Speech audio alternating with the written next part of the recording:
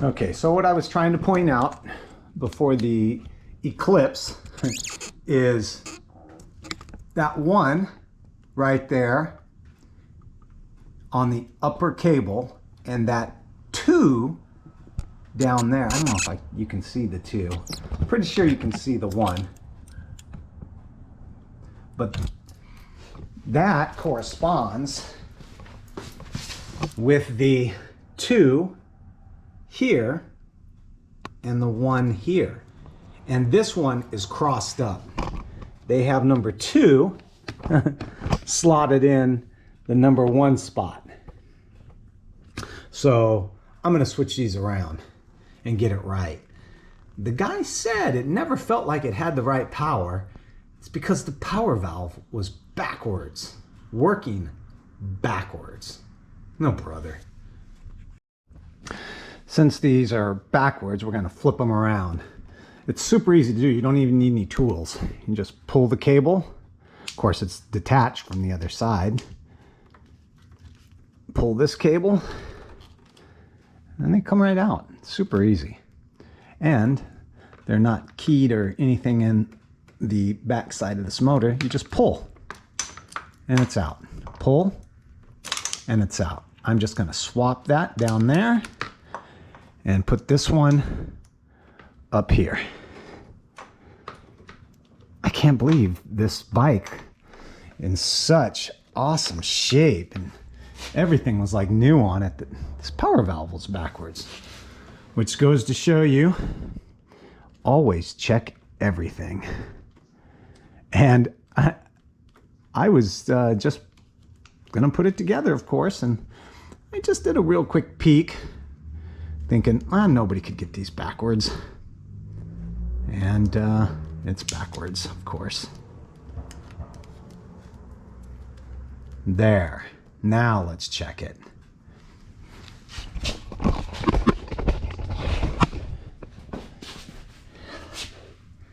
Number 1.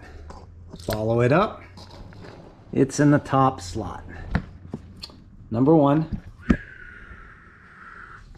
Bam. Number 2 is on the bottom. There we go. Man, that'd have been disastrous.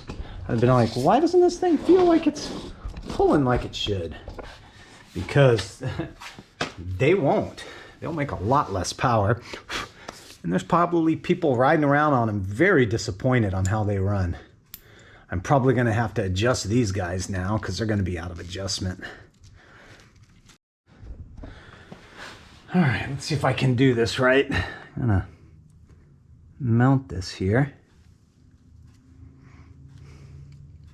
with the little screws that were in it, which look mismatched.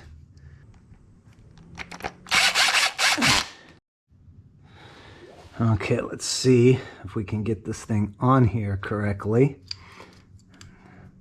We will, very easy, put the cables in.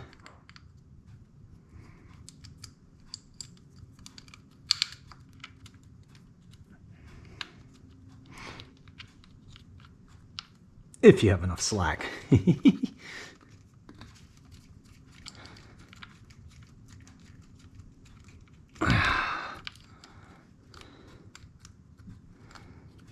we go.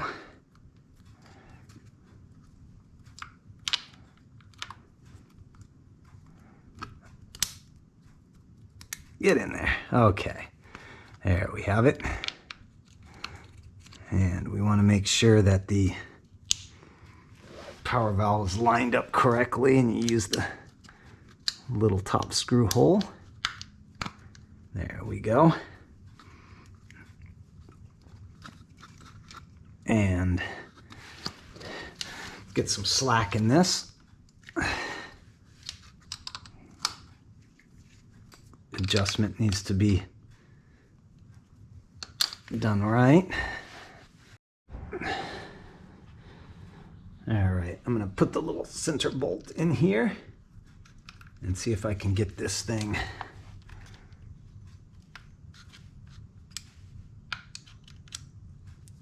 adjusted correctly. Oh, where's that hole? There we go.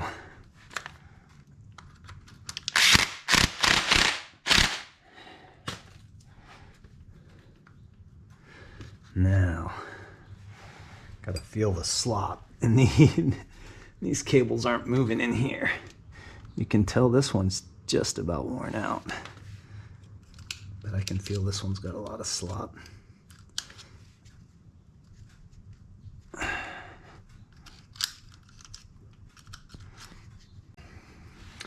The slack on these is the same. I checked it at the motor up there.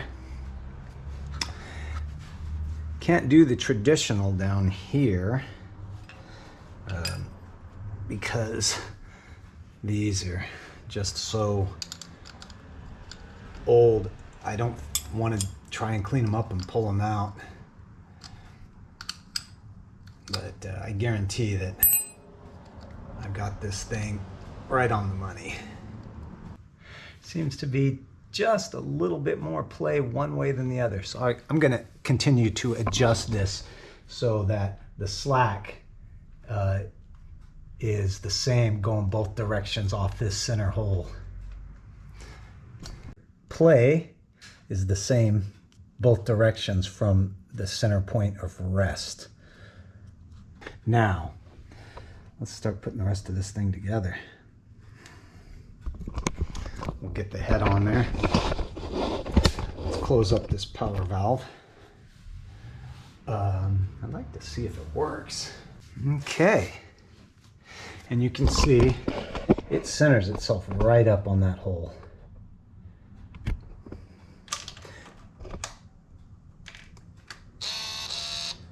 See that? That's how you want it. I think pretty close on the money there. Just having the power valve back right will do wonders for this thing.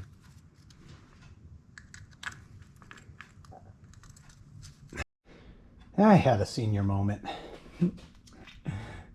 I forgot to put these little guidance locking tabs on the power valve. They go.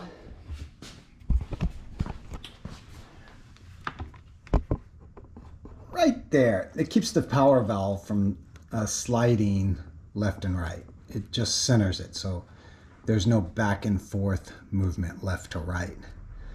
I just loosen the radiator up to be able to pull it forward a little bit. There was no fluid in it. And get that booger started in there. It's a pain. I did one side, now I got to do the other. Slow, step-by-step process. And I'm worried about videoing, and I screwed up. But I caught myself, and I didn't have to pull this apart, which I'm happy about. All right, got both sides in now.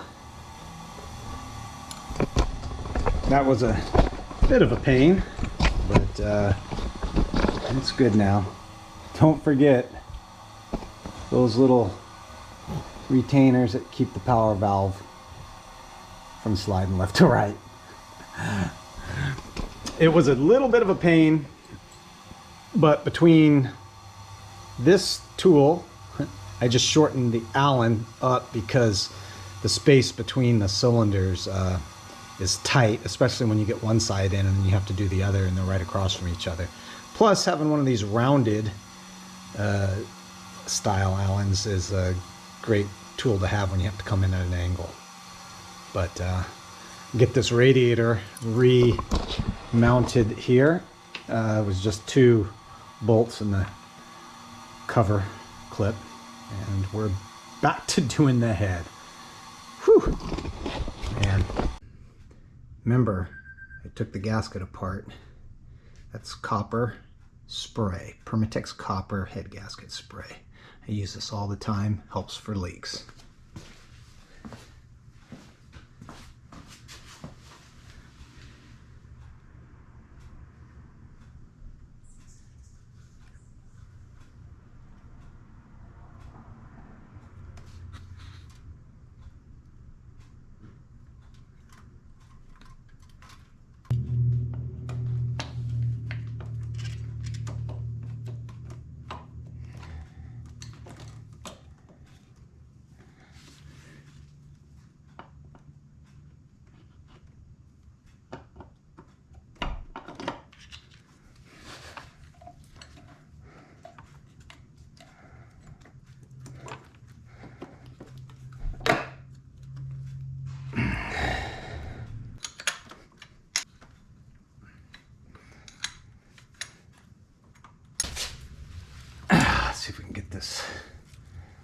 squish to come in.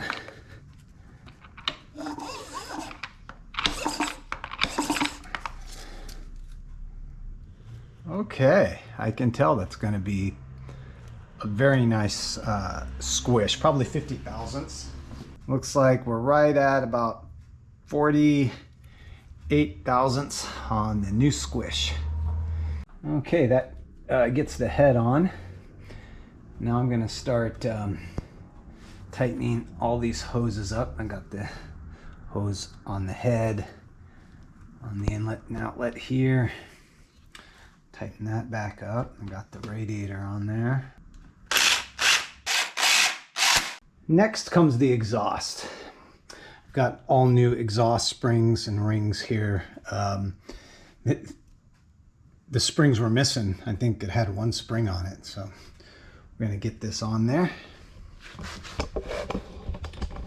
Unlike the Banshee exhaust, these have flanges that you have to bolt on first. Little O-ring in the exhaust.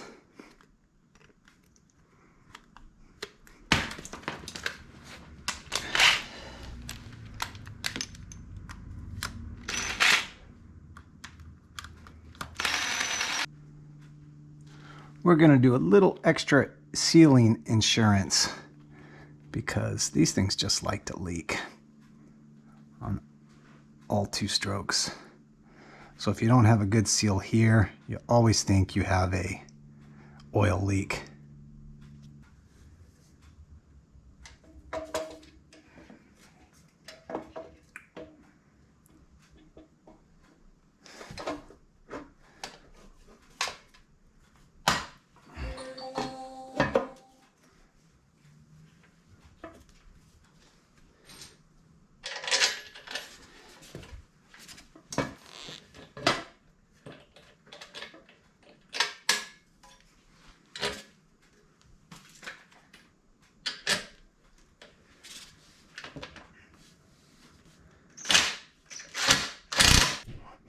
Now these can be very tight on Banshees also. You just got to stretch them out. These will uncompress if you yank on them really good. Just a good slow tug. Don't let it slip. And gack your knuckles up. So I just do a nice slow tug. Get a nice little stretch out of it first.